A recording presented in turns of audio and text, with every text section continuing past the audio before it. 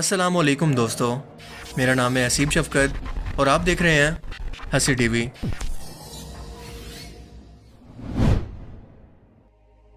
आज हम उस जालिम माशरे के ऐसे पिसे हुए मजलूम तबके का जिक्र करेंगे जिन्हें हम अक्सर रोड्स पर, घरों में और मज़ारों पर भीख मांगते हुए काबिल तर्स हालत के अंदर देखते तो हैं, मगर खौफ, बद्दुआ और हकारत की वजह से नज़रअंदाज कर देते हैं। ये है इस माशरे के अंदर शाहदौला के चूहे के नाम से मशहूर एक ऐसा तबका जिसके बारे में तरह तरह की रिवायात और कहानियाँ मशहूर हैं। ये लोग आखिर कौन हैं, ये कहाँ से आते हैं, इनका ये नाम कैसे मशहूर हुआ और इनकी ज़िंदगी की असल कहानी दरअसल है क्या, आइए जानते हैं। बरे सगीर पाको हिंद के अंदर जब ज़ात पात का निज़ाम अरूज पर था और ऊंची ज़ात का हिंदू बरामन किसी भी शोदर ज़ात के साथ बैठकर खाना खाना भी पसंद नहीं करता था, इसे हकीर जानता था, तो इसी वक्त के अंदर कई औलिया अल्लाह ने इस निज़ाम को ख़त्म करने के लिए अपनी खानका तामीर की, जहाँ पर इनके साथ बैठकर वो खाना खिलाया करते और खाना इनमें तकसीम करते। हिंदू इस अमल से कि कोई बड़ा मन लगने वाला खूबसूरत बुजुर्ग हमें इतनी इज्जत देता है, इसके दीन के अंदर ज़ात पात की कोई हैसियत नहीं, इससे बहुत मुतासिर हुए और इस्लाम कबूल करना शुरू कर दिया।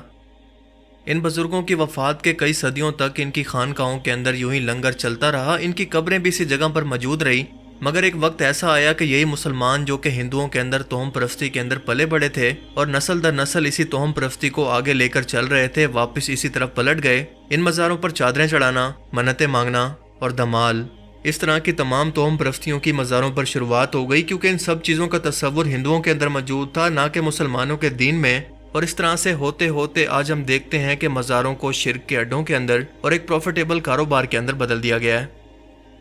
इसीलिए क़यामत के रोज़ ये बुजुर्ग भी इन मुशरिक लोगों से ऐलान बरात करते हुए अल्लाह से कहेंगे कि ए अल्लाह, मेरा इन लोगों से कोई वास्ता नहीं। इनसे पूछें कि हमने इन्हें कब कहा था कि हमारी कब्रों को सजदागाह बनाएं, ये शिर्क करें।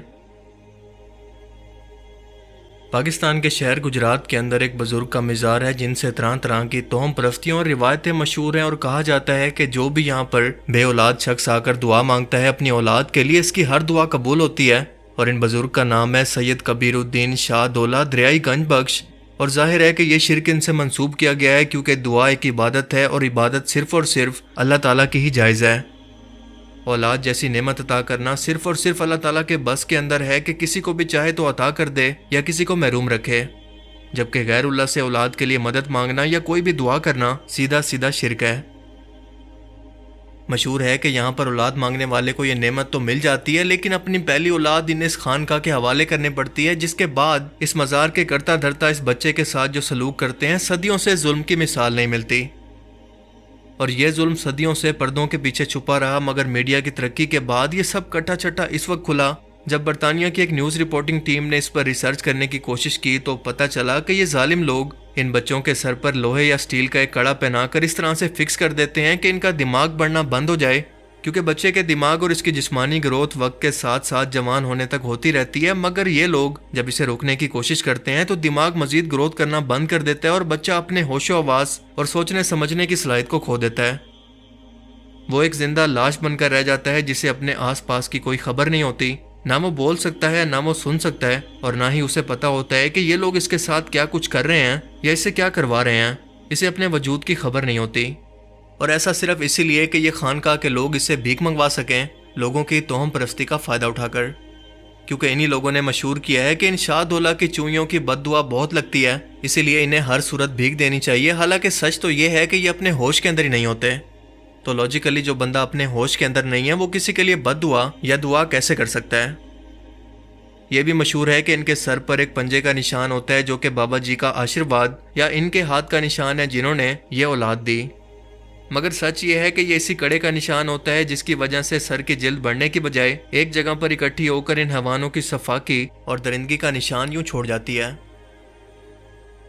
औलाद देना या इससे किसी को महरूम रखना सिर्फ और सिर्फ अल्लाह ताला की कुदरत में है, और ये बात सच है कि अगर अल्लाह के वली और नेक बंदे से कहा जाए कि वो आपके लिए अल्लाह से दुआ करें क्योंकि वो अल्लाह के करीब हैं, तो इसमें उस वक्त तक कोई हर्ज नहीं जब तक कि वो बुजुर्ग जिंदा हों, और दूसरा इनके लिबास से लेकर जिस्म तक और इनकी आदत से ये कन्फर्म हो जाए कि वो अल्लाह के वली हैं, मांगने वाले नहीं बल्कि लोगों को देने वाले हैं। इन्हें देखकर अल्लाह की याद आती है।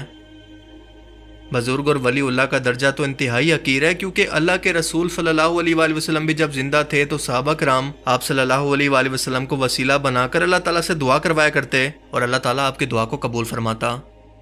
مگر آپ صلی اللہ علیہ وآلہ وسلم کی وفات کے بعد کسی بھی صحابی نے جا کر روزے رسول پر ان سے دعا نہیں مانگی، حتیٰ کہ حضرت عمر رضی اللہ تعالیٰ عنہ کے دور خلافت کے اندر جب قحط آیا، جانور بھوک سے مرنے لگے، فصلیں تباہ ہونے لگی، تو حضرت عمر رضی اللہ تعالیٰ عنہ نے آپ کے چچا ابن عباس کو لے کر ایک میدان کے اندر جمع ہوئے اور فرمایا، اے اللہ، جب تیرا رسول ہمارے درمیان موجود تھا تو ہم اس کے وسیلے سے تجھ سے بارش مانگا کرتے تھے، لیکن آج ان کے چچا کو لے کر آپ کے سامنے دعا کرتے ہیں کہ ان کی برکت سے ہم پر یہ مشکل آسان کر ہم پر بارش برسا۔ اور دیکھتے ہی دیکھتے کچھ ہی دیر کے بعد بارش برسنے لگی۔ ایسا نہیں ہے کہ ان بچوں کا دماغ قدرتی طور پر ایسا چھوٹا نہیں ہو سکتا، کیونکہ میڈیکل فیلڈ کے اندر یہ بیماری مائکروسیفلی کے نام سے جانی جاتی ہے، جس کے اندر بچے کا دماغ عام رفتار سے نہیں بڑھتا اور چھوٹا رہ جاتا ہے۔ اور اس بیماری کا شکار بچے آپ نے اکثر اپنے آس پاس یا محلے وغیرہ میں کہیں دیکھے ہوں گے، کیونکہ ایسے بچے پوری دنیا کے اندر پیدا ہوتے ہیں اور دماغ کی گروتھ نہ ہونے کی وجہ سے انہیں سنبھالنا انتہائی مشکل ہوتا ہے، اور اسی لیے پاکستان اور ہندوستان کے اندر ان بچوں کی مائیں ان بچوں کو دربار پر چھوڑ کر چلی جاتی ہیں تاکہ کوئی بھی انہیں بھیک کے اندر کھانا اور رہائش دے سکے۔ یوں اس دربار سے منسوب کر کے یہ بیمار بچے پورے پاکستان کے مزاروں پر آج بھی بھیک اور کھانا مانگتے ہوئے بے بسی کی تصویر بنے ہمیں نظر آتے ہیں، اور باقی رہی صحیح کسر یہ دربار مافیا پوری کر دیتے ہیں انہیں خود سے ایسا بنا کر۔ لوگ ان لوگوں سے دعائیں کروانے آتے ہیں جو کہ اپنے ہوش کے اندر ہی نہیں ہیں۔ کراچی میں عبداللہ شاہ غازی کے دربار پر موجود اس شخص کا نام ہے شاہ حسن، جس کی عمر 60 سال ہے۔ اس کے ساتھ بھی وہی ظلم کیا گیا جو کہ اس جیسے نہ جانے کتنے بے قصور بچوں کے ساتھ ان کے ماں باپ کی جہالت اور معاشرے کے ظلم نے کروایا۔ شاہ حسن نہ سن سکتا ہے، نہ سمجھ سکتا ہے، نہ بول سکتا ہے، اسے اپنے آس پاس کی کوئی خبر نہیں،